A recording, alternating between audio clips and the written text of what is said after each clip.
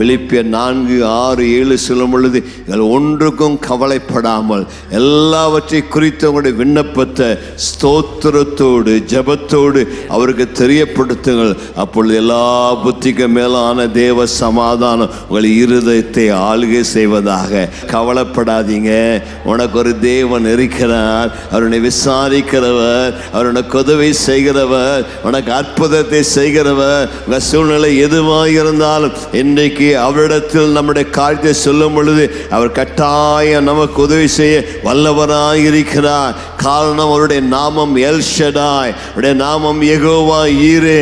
குறைகளை நிறைவாக்குகிறவர், தேவைகளை சந்திக்கிறவர், அவருடைய சம்பூரணத்திலிருந்து எடுத்து தருகிறவர். அவரிடத்தில் இல்லாத ஒன்றுமே இல்லை, எல்லாம் அவரிடத்தில் இருக்கிறது.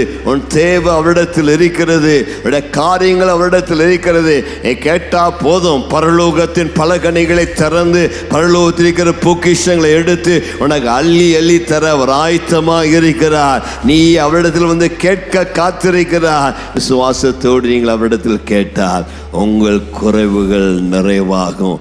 கர்த்தருக்கு மகிமை உண்டாவதாக.